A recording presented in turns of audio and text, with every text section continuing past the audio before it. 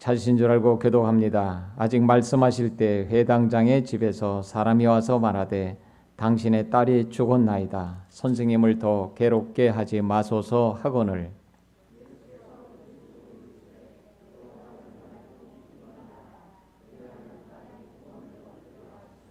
그 집에 이르러 베드로와 요한과 야고보와 아이의 부모 외에는 함께 들어가기를 허락하지 아니하시니라.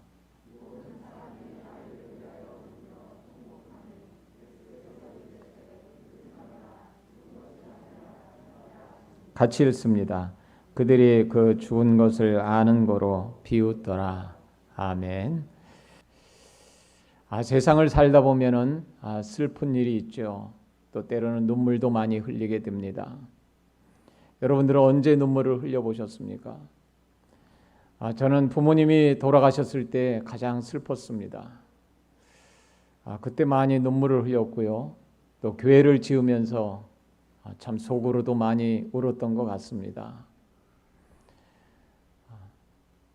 오늘 말씀의 제목이 울지 말라 하는 그런 제목인데요.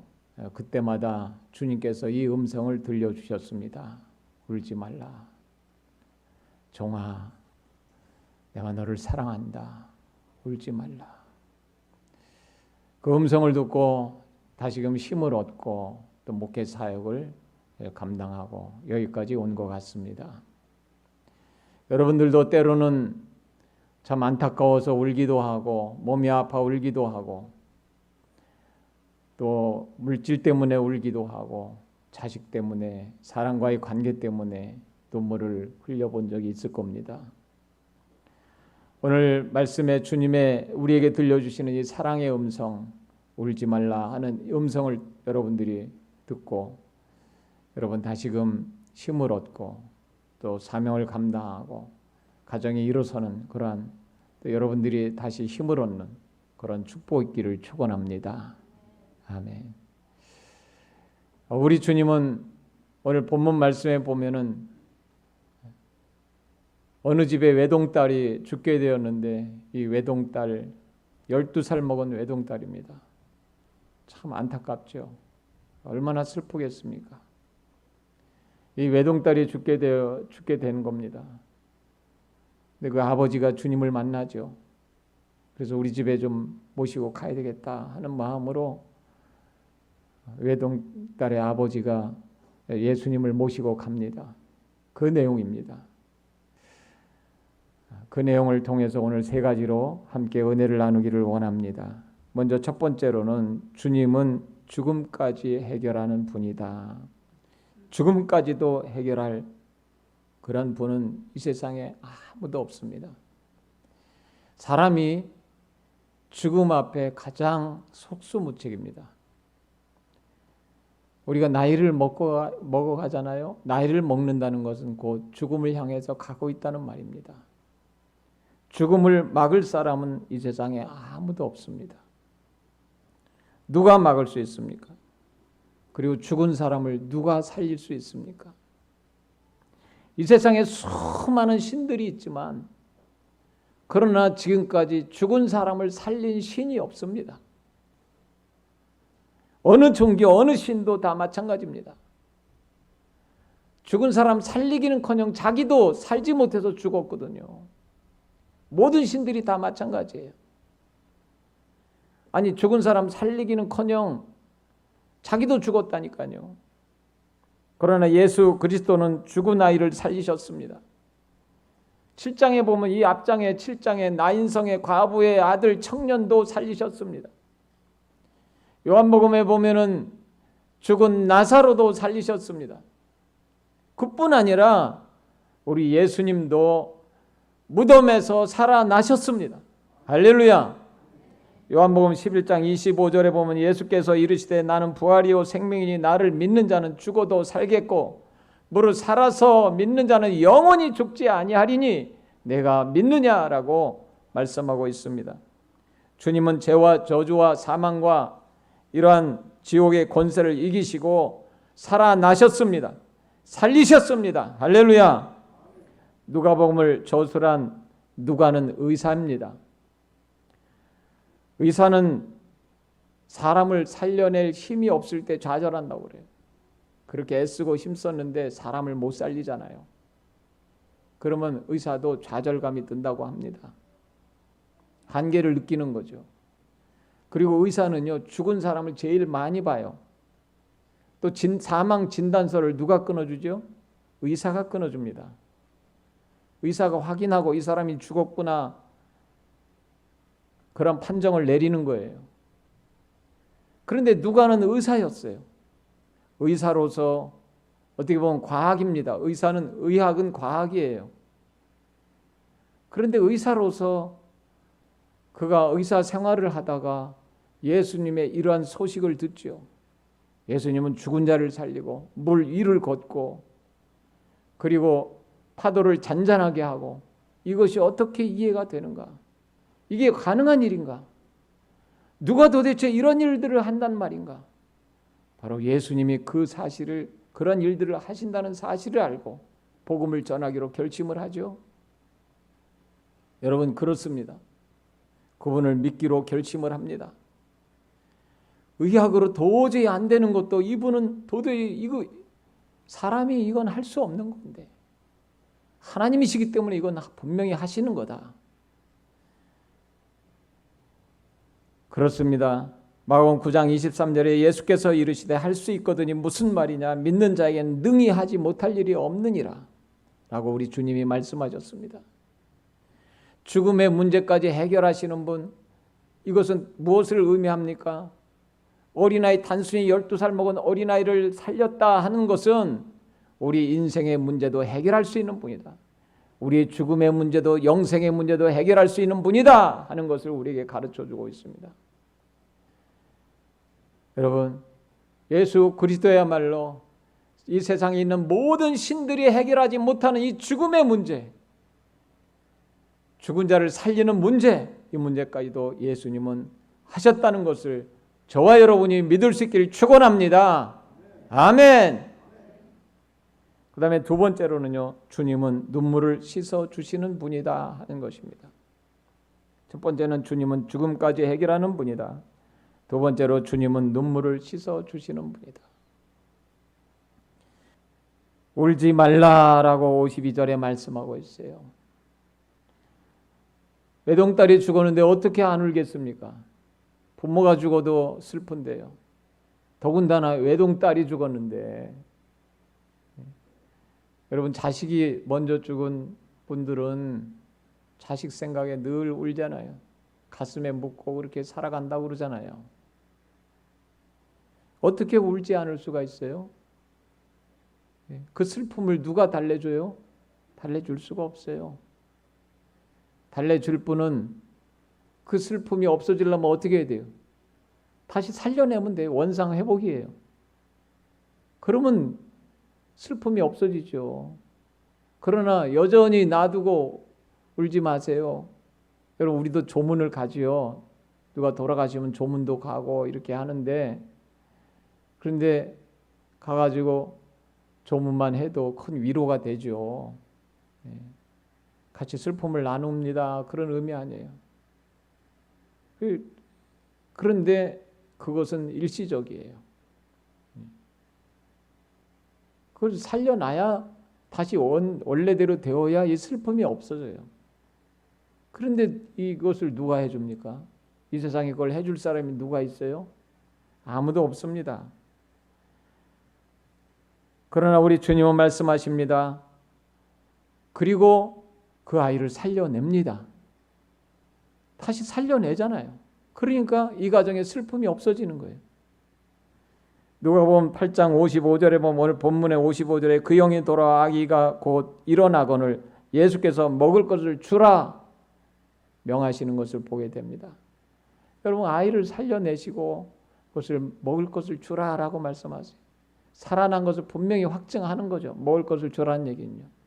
분명히 살았음을 이제는 확실히 믿고, 이제는 그 아이가 살아나게 된 것을 확증하는 거죠.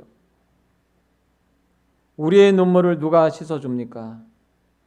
예수님은 슬픈 자를 위로하시고 고통당하는 자의 친구가 되셨습니다. 누가복음 7장에 보면은 나인성의 과부의 아들 청년을 살리셨습니다. 이 청년은요 이미 죽어서 장사 치르러 가는 길이에요. 그 길에 살리셨어요. 이 12살 먹은 외동딸, 오늘 누가복음 8장에 나오는 외동딸을 살리셨습니다. 이 딸은 죽어가는 딸이었는데 죽었어요. 야이로의 죽은 외동딸, 또 불과 물에 들어가는 미친 외아들을 고치셨습니다. 9장에 가면 그런 말씀이 있습니다. 누가복음 13장에는 18년 동안 귀신 들린 여자를 고치셨습니다. 누가복음 17장에는 문둥병자를 고쳐주셨습니다. 이거 다 죽음과 불치의 병 아닙니까? 그런 병들을 고쳐주셨어요. 주님은 인생의 문제를 해결하시는 분입니다. 저와 여러분의 눈물을 씻어 주실 분입니다. 할렐루야. 인생은요 기쁜 일보다 슬픈 일이 많은지도 모릅니다. 죄로 인해서 이 땅에 슬픔이 들어왔습니다. 죄의 삭은 사망이기 때문에 그렇습니다. 성경은 연수의 자랑이 수고와 슬픔뿐이라고 말씀합니다. 시편 90편 10절에 우리의 연수가 70이요 강건하면 80이라도 그 연수의 자랑은 수고와 슬픔뿐이요 신속히가니 우리가 날아가나이다 라고 말씀하고 있습니다. 세상을 살다 보면 우는 일이 참 많은 것 같습니다. 몸이 아파 울기도 하고 또 물질 때문에 예수 믿는 것 때문에 초대교회는요 이 핍박이 너무 심해서 사람들이 많이 울었습니다. 우리 주님은 저와 여러분을 아십니다. 우리의 슬픔을 아십니다. 우리의 일생이 끝나면 하나님은 영원한 천국에서 우리의 눈물을 닦아주신다고 분명히 말씀하고 있습니다. 요한계시록 21장 4절에 모든 눈물을 그 눈에서 닦아주시니 다시는 사망이 없고 애통하는 것이나 곡하는 것이나 아픈 것이 다시 있지 아니하리니 처음 것들이 다 지나갔음이로라. 할렐루야. 여러분 이 세상은 수고와 슬픔뿐이에요. 그러나 이 세상에서도 우리의 눈물을 닦아줄 사람은 없어요. 같이 사는 사람도 때로는 마음을 아프게 하고요. 또 사람 사이에서도요 마음이 아파서 눈물을 흘릴 때가 많잖아요. 누가 이해를 합니까? 자식들한테 말 못한 일도 많아요. 힘들고 어려운 거 자식들한테 말합니까? 말할 수 없어요. 그런 건요. 말 안 하죠. 부모들이 대부분. 또 자식도 부모에게 말 못하는 일도 있잖아요. 우리의 눈물을 누가 닦아줍니까? 이 세상에는 아무도 없어요. 오직 예수 그리스도 그분만이 저와 여러분의 슬픔과 눈물을 닦아주시는 줄 믿으시길 축원합니다. 말씀드렸잖아요. 주님 앞에 나오면 여러분들도 그런 경험을 할 거예요. 딸아 잘 왔어. 딸아 아들아 잘 왔다. 내가 얼마나 너를 기다렸는데 내가 너의 슬픔도 알고 너의 형편도 알고 너의 처지도 알아. 내가 너의 눈물을 닦아줄 거야. 여러분 그런 경험을 하셨을 거예요. 우리 주님은 우리의 슬픔을 아십니다. 또 해결할 힘도 가지고 계십니다. 우리 주님은 저와 여러분의 슬픈 눈물을 닦아주시는 줄 믿으시길 축원합니다. 주님밖에 없어요. 그 다음에 세 번째로는 모든 사람은 주님을 만나야 한다 하는 것이죠. 그래야 슬픔의 문제, 고통의 문제를 해결할 수가 있어요. 회당장 야이로는 주님을 만났고 모셨습니다. 주님을 만나지 않았다면 어린 외동딸이 어떻게 살았을까? 평생 가슴에 묻고 그냥 그렇게 슬프게 살고 말았을 거예요. 그러나 회당장이지만 주님을 찾아 나오지요. 주님이 나인성의 과부의 아들도 살렸다더라. 그분을 만나기만 하면 내 죽어가는 그 외동딸, 불쌍한 12살 먹은 그 딸도 살릴 수 있겠구나. 여러분 회당장은요 당시에요 학교 역할이었고 집회 역할을 했어요. 마을에서 가장 그래도 신뢰받고 존경받는 사람이 회당장이었어요. 유대인이었어요. 정통 유대인만 회당장을 할 수 있어요. 자존심을 다 버리고 회당장이지만 딸 살리는데 자존심이 무슨 소용이 있어요? 회당장을 그만두더라도 딸을 살려야 되지 않겠습니까? 그러나 자존심을 다 버리고 주님을 찾아 나옵니다. 주님을 찾아 나와서 엎드려 절합니다. 마가복음 5장 23절은 병행구절이에요. 같은 말씀인데 마가가 기록한 말씀입니다. 이 말씀에는 더 세세히 기록되어 있어요. 이 회당장이 예수님께 나와서 엎드려 절했을 뿐만 아니라 간곡히 구하여 이르되 내 어린 딸이 죽게 되었사오니 오셔서 그의 손을 얹으사 그로 구원을 받아 살게 하옵소서. 여기서 보면 간곡히 구하여 이르되라고 말씀하고 있어요. 여러분, 한마디로 간곡히 엎드려서 구했다는 거예요.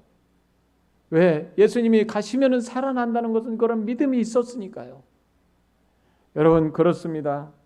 주님 앞에는 회당장도 사장도 부장도 별을 달고 있는 사람 모두도 다 죄인일 뿐입니다. 주님 앞에 겸손해야 합니다. 야이로는 예수님을 만나면 해결될 수 있다는 믿음을 가지고 있었습니다. 믿음은 주님의 관심을 독점하는 유일한 길이고 해결할 수 있는 힘입니다. 반면에 야이로의 집 사람들은 믿음 없는 말을 하고 있습니다. 이제 소용이 없다는 것이죠. 이 말을 들은 주님께서는 야이로에게 그 아버지에게 뭐라고 말씀합니까? 50절에 보면 두려워 말고 믿기만 하라. 할렐루야. 그리하면 딸이 구원을 얻으리라. 두려워하지 말고 믿기만 하라는 겁니다. 사실 야이로는 얼마나 두려웠겠습니까? 죽어가는 딸을 놓고 왔으니 지금 어떻게 그 마음이 얼마나 안타깝겠습니까? 그런데 주님을 모시고 가는 중에 그 집 사람들이 오는 거예요. 만나서 이제 죽었다는 거예요. 숨이 넘어갔다는 거죠. 주님께서 말씀하십니다. 두려워 말고 믿기만 하라.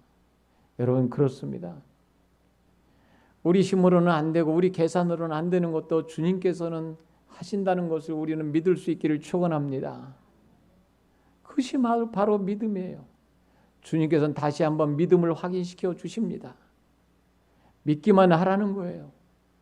네가 믿고 여기까지 왔듯이 그리고 앞으로도 믿기만 해라. 여러분, 우리 일생도 마찬가지죠. 우리가 지금까지 예수 믿고 여기까지 왔습니다. 하나님께서 역사하시고 우리 가정을 돌보시고 여러분들의 가정을 돌봐 주셨습니다. 우리 교회를 사랑하셨습니다. 앞으로도 마찬가지입니다. 우리 힘으로 우리 계산으로 도저히 안 될 것 같지만 그러나 하나님은 저와 여러분을 사랑하셔서 우리 가정을 여전히 인도하실 것이고 우리 교회에게 여전히 은혜를 베풀어 주실 것이고 축복하실 것을 믿을 수 있기를 축원합니다. 두려워하지 말고 믿기만 하라. 이 말씀을 하시고 그 집에 가십니다. 여러분, 그렇습니다. 우리는 언제나 믿기만 하면 됩니다. 주님을 믿을 수 있는 저와 여러분 되시길 축원합니다. 말씀을 맺습니다. 주님은 위대하신 하나님의 아들이시고 우리 인생의 큰 빛이십니다. 주님은 죽음까지 해결한 분이다 하는 것을 우리에게 가르쳐주고 있습니다. 영생의 문제를 주실 수 있는 분임을 분명히 인식시키고 있습니다. 주님은 눈물을 씻어주시는 분입니다. 저와 여러분의 슬픔을 아무도 씻어줄 수 없지만 그러나 우리 주님은 우리의 눈물을 씻어주십니다. 사랑하는 딸아, 사랑하는 아들아, 내가 너의 눈물을 씻어줄게 라고 말씀하십니다. 이 음성을 들을 수 있기를 축원합니다. 모든 사람은 주님을 만나야 됩니다. 주님을 만나야 인생의 슬픔과 고통의 문제가 해결된다는 사실입니다. 시편 30편 11절에 주께서 나의 슬픔이 변하여 내게 춤이 되게 하시며 나의 베옷을 벗기고 기쁨으로 띄우셨나이다 라고 고백하는 것을 볼 수 있습니다. 저와 여러분에게 반드시 그런 날이 올 것을 믿기를 축원합니다. 지금 어려운 분들, 눈물 중에 있는 분들, 또 슬픔을 당하는 분들, 우리의 눈물을 닦아주실 하나님을 바라보고 천국 여정을 우리는 힘있게 계속 달려가야 합니다. 주님께서는 우리 모두에게 오늘도 말씀하십니다. 내가 너의 눈물을 안다. 너의 아픔도 안다. 내가 너의 눈물을 닦아줄게. 슬퍼하지 마라. 울지 말라. 울지 말라. 울지 말라. 기도하시겠습니다.